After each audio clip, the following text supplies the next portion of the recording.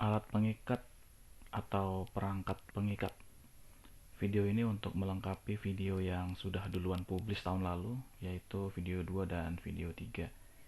Jadi dalam video ini akan ada beberapa materi yang berada di video 2 dan 3. Tujuan materi ini ada 10, tetapi hanya beberapa yang disajikan minggu ini. Sedikit saya bacakan. Yang pertama, mampu menyebutkan 3 metode yang digunakan untuk mengikat komponen. Yang kedua, mampu menyebut 3 penerapan uliran. Uliran itu diterapkan pada bidang apa saja. Yang ketiga, identifikasi komponen yang penting dari screw thread, komponennya apa saja yang harus diperhatikan, dan seterusnya dan seterusnya. Sisanya saya antarkan minggu besok. Ini adalah struktur materi, jumlahnya 45 halaman. Tidak semua dibahas dalam minggu ini. Mohon maaf, ini Anda harus membalikkan layarnya. Berikut ini adalah materi keseluruhan secara big picture. Jadi yang tadi saya ubah menjadi struktur hierarki. Minggu ini materinya adalah fastening device, dibagi menjadi 2, yaitu ulir dan non ulir. Ulir dibagi menjadi 2, sistem Inggris atau dan sistem metrik. Nah, setelah itu baru kita membahas standar bolt, stud, and screw. Minggu depan kita membahas bagaimana cara memudahkan pencarian spek, yaitu dengan tabel. Kemudian penyajian dalam gambar 2 dimensi.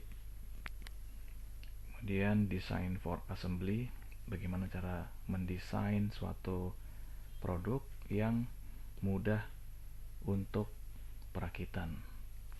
Semakin mudah maka biaya semakin rendah. Kemudian standar bolt. Nah, ini saya bahas di sini di minggu depan saja. Selanjutnya, introduction. Fastening device adalah perangkat pengikat atau perangkat yang menggabungkan, digunakan untuk menyatukan 2 atau lebih bagian. Ya, ini saya ambil dari textbook. 2 atau lebih, sebenarnya 1 pun juga bisa, nanti akan saya jelaskan. Dan digunakan pada hampir setiap produk yang diproduksi, contohnya ya. Jadi hampir semua produk memakai fastening device. Contohnya merakit mainan, ya kita lihat di sini gambarnya yang seperti ini. Ini tidak ada, mungkin karena simplifikasi seolah-olah tidak ada ulirnya. Kemudian merakit furniture, ini yang ini bukan baut ya, dia cuma pin aja. Kemudian merakit mobil. Nah, banyak fastening device yang tadi ya, termasuk ulir screw yang ini berbentuk helix dan diproduksi sesuai standar nasional dan internasional. Perangkat pengikat yang tidak menggunakan ulir screw termasuk pin, paku, apalagi itu, paku keling ini ya. Terus ini apa? Ini klip ya, ini klip. Ini rivet, ini pin. Oke, bab ini hanya sebagai pengantar saja berbagai jenis fastening device, speknya, dan juga menjelaskan bagaimana cara menggambar di dalam 2D. Fastener, 3 metode fastening ya. Jadi mechanical fastening tadi sudah sedikit banyak sudah dibahas tadi, yang ada thread dan non thread ya. Maksudnya ini ulir dan tanpa ulir. Yang tanpa ulir tuh tadi kayak rivet, pin, key, dan seterusnya. Oke, belum ada gambar ya, tapi tadi clips ya. Kemudian metode bonding, contohnya adalah las, solder, brazing itu adanya di perangkat pipa AC ya.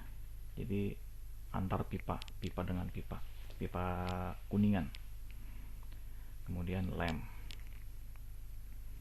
Ya bonding itu udah biasa lah. Nah ini yang jarang ya. Metode ketiga adalah forming. Metode forming singkatnya adalah penggabungan komponen dengan cara bentukan.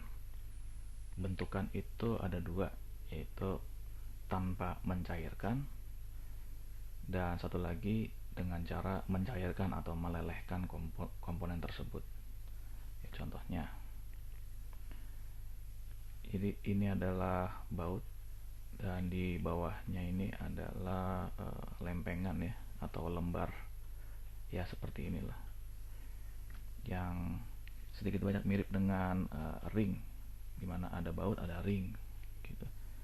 Ini adalah forming, baut dan washer ya. Dalam bahasa Inggrisnya namanya washer, tanpa melelehkan. Ya, tapi ada tapinya, kalau udah begini gimana cara mengencangkan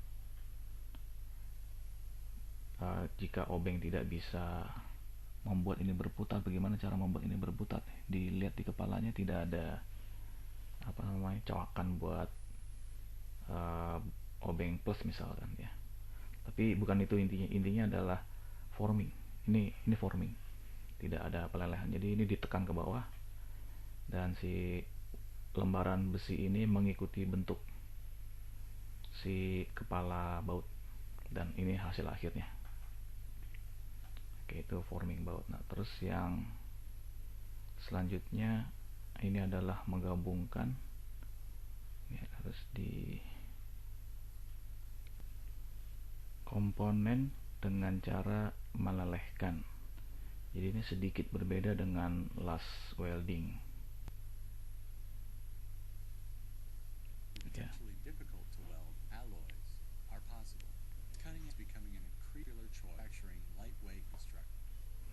Ya, jadi ini menggabungkan dua komponen ya, di sini sama di sini. Jadi caranya dia melelehkan kedua komponen ini, dilelehkan dengan itu apa namanya nih?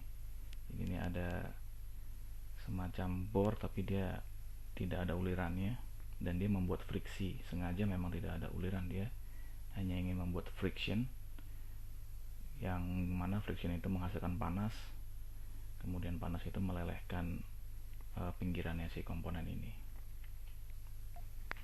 Sebelum kita lanjut ke section berikutnya, saya ingin menjelaskan tadi kenapa komponen cuma satu saja dia bisa digabungkan. Menggabungkan satu komponen itu maksudnya gimana? Misalkan ini adalah lembar ya, lembar metal, kemudian dia digulung ya, digulung seperti ini. Nah, jadi ini sama ini digabung memakai metal forming atau forming fastener ini, friction maksud saya ya. Jadi ada lembaran yang dibuat silinder, terus digesek di sini, dibuat friction, dan dia akan menggabung. Ini adalah proses produksi SpaceX. Kalau Anda pernah mendengar tentang roket ya, satelit kita yang dikirim oleh SpaceX. Oke, next. Section berikutnya pengikat berulir atau threaded fastener. Sesuai namanya yaitu ulir, kemungkinan besar asal muasal uliran ini berasal dari Archimedes yang digunakan bukan untuk merakit komponen. Uliran ini terbuat dari kayu, tujuannya untuk memindahkan material, misalkan pasir atau air. Ya, seperti berikut ini.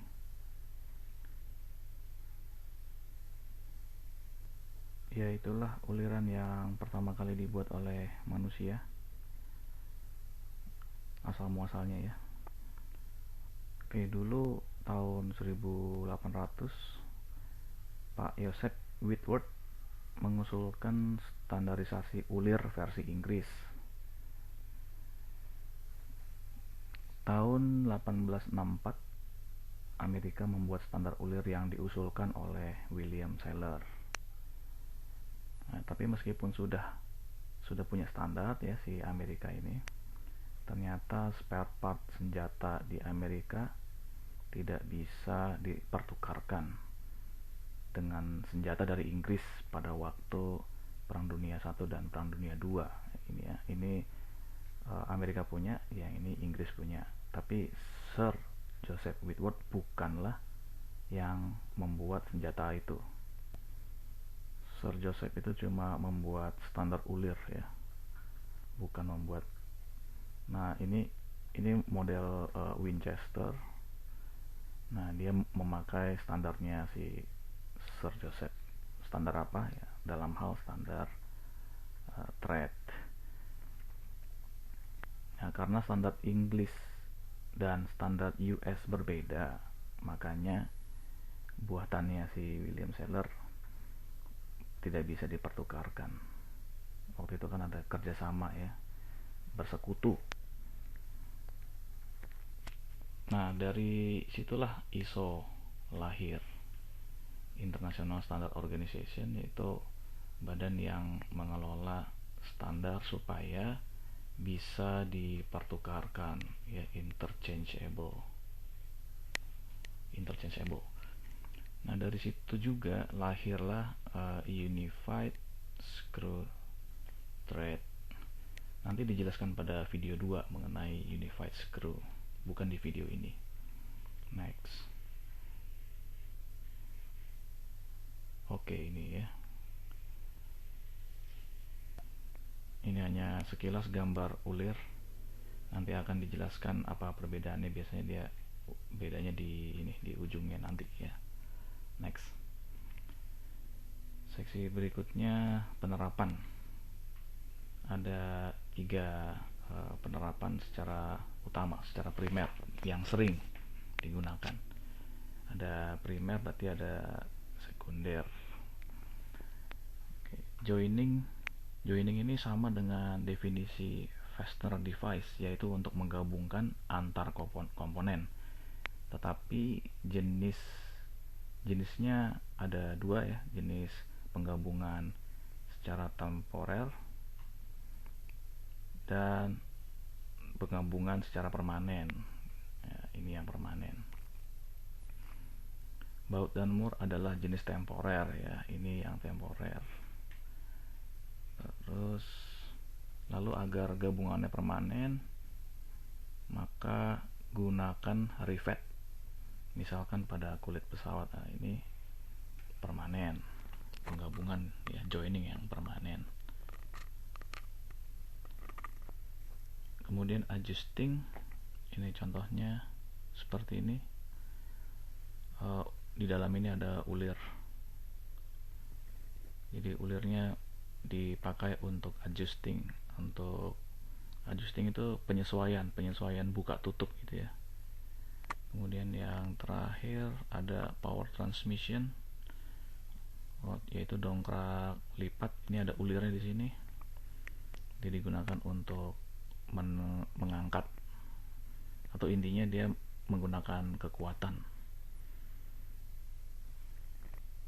Ada satu aplikasi lagi tapi jarang dipakai, makanya nggak saya sebut dalam slide ini.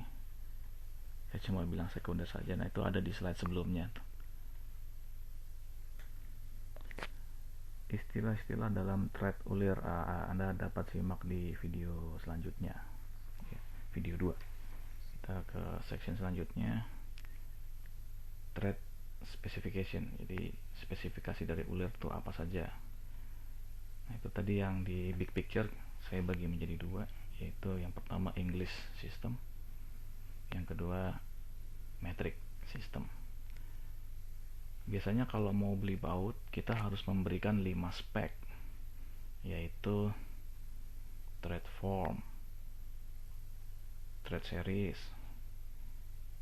diameternya berapa, kesesuaian atau toleransi pakai kelas yang mana, kemudian berapa ulir dalam 1 inci. Bentuk ya, ini bentuk ulir yang tadi ada V, ada apa yang tumpul, ini dijelaskan di video 2, bukannya video sebelum ini ya, karena video ini adalah yang video nomor 1 sebenarnya. Jadi tentang bentuk di gambar 19.3. Kemudian yang kedua ini ya, seriesnya itu dibagi menjadi 3 ya. Yang pertama adalah koars untuk bongkar pasang dengan cepat. Yang kedua disebut fine untuk kekuatan, dipakai buat industri mobil dan aerospace. Kemudian yang ketiga, yang terakhir adalah extra fine, kekuatan ekstra biasanya dipakai oleh jembatan. Major diameter ini juga sudah dijelaskan di video kedua, juga sama ya, tentang bentuk di figure 19.3. Class fit adalah indikasi toleransi apakah loose, high, atau very high. Kelas pertama yaitu memiliki toleransi yang longgar, biasanya untuk cepat bongkar pasang, misalkan casing komputer.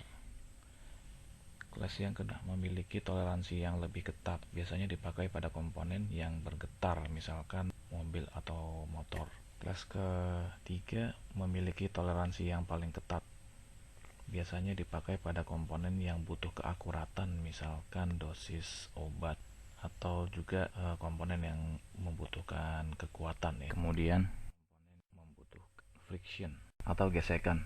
Kalau toleransinya kecil, maka akan menimbulkan friction yang besar. Ketika frictionnya besar, maka akan sulit dibongkar. Jadi untuk membongkarnya membutuhkan kekuatan yang besar. Nah, komponen-komponen ini biasanya komponen yang bergetar sangat kencang atau bergetar yang amplitudenya juga sangat besar, sehingga baut tidak mudah lepas. Tidak mudah lepas karena toleransinya sangat kecil, bisa sangat interference lah. Jadi frictionnya sangat besar. Thread per inch ini juga sudah dijelaskan di video 2 ya. Ini adalah contoh penulisan sistem English ya, seperti ini. Silakan Anda simak baik-baik. Ini sudah saya jelaskan tadi. Kemudian ini terdiri dari 2 huruf, yang A itu untuk eksternal, yang B untuk internal. Kemudian kalau ini tidak ada LH, berarti dia RH. Sementara ini ada LH, berarti dia left hand, dia kidal. Biasanya kalau mengencangkan itu muter ke kanan clockwise. Kalau LH mengencangkannya dia ke kiri. Oke, ini adalah contoh English note. Kalau ini adalah contoh metric note. Bagaimana cara penulisan sistem metrik ya, seperti ini. Tapi ini adalah basic, contoh penulisan sistem metrik yang dasar, yang basic. Kurang lebih sama ya, ada diameter, ada pitch, tadi juga ada pitch ya, thread in. Ini contoh penulisan metrik yang secara lengkap, silakan Anda simak, Anda pause, karena ini cuma sebentar saja, akan saya jelaskan di slide berikutnya. Metric system, oke tadi kan English, sekarang metrik. Metric system dibuat berbasis ISO, dan ini mirip dengan Unified Standard seperti gambar figure 1910. Ini gambar 1910 nya, yaitu ANSI, American National Standard General Purpose. Oke, di sini cuma ada 2 ya, ada nominal size, pitch, nominal size, pitch, nominal size, dan seterusnya. Di slide sebelumnya kan kalau pakai diameternya 6, maka pitchnya 1. Coba kita lihat di sini, diameternya 6, oke ini, maka pitchnya 1. Ini untuk coarse pitch dan M profile. Balik lagi, misalkan, nah di sini 24. Kalau diameternya 24, maka pitchnya berapa? Katanya di sini 2. Nah kalau menurut tabel gimana? sini 24 tapi di sini 3, berarti bukan coarse ya, adanya di sini. Mana tadi nominal size nya 24, pitch nya 2. Ini untuk yang fine, berarti contoh yang ini untuk yang fine, untuk yang sedikit butuh kekuatan gitulah kira-kira. Sementara kalau yang coarse kan dia mudah lepas dia, untuk bongkar pasang yang cepat. Tabel ini adalah untuk melihat grade. Jadi menurut saya sebagian besar fastener itu dibuat dari besi. Komposisi dari besi-besi tadi menentukan grade, menentukan tingkatan dari fastener. Grade dimulai dari 4,6 sampai 12,9. Yang perlu diperhatikan ukuran ya, ukuran dari M5 sampai M36 ada yang 4,6, tapi juga dari M5 sampai ukuran M24 itu grade-nya 5,8. Jadi M5 itu punya 2 grade, yaitu grade 4,6 dan 5,8. Nah, grade ini menentukan kekuatan. Tidak hanya kekuatan di kolom ini, tapi juga kekuatan di kolom yang lainnya. Ada 3. Next, yang terakhir, single or multi-thread. Gambar ini menjelaskan tentang berapa pitch yang dicapai ketika kita memutar baut 360 derajat. Single screw yang ini cocok untuk sesuatu yang membutuhkan kekuatan atau keakuratan. Misalkan alat suntik yang butuh dosis akurat, butuh keakuratan, sehingga dalam 360 derajat dia cuma dapat setengah pitch. Sementara triple screw cocok untuk kebutuhan kecepatan bongkar pasang. Akan bahaya jika digunakan pada komponen yang bergetar ya, karena jadinya mudah copot. Nah, apa yang disebut dengan pitch? Pitch itu dari ujung ke ujung, atau juga dari lembah ke lembah, root ke root gitu ya. Demikian materi di minggu ini. Karena materinya singkat, saya harap ada pertanyaan.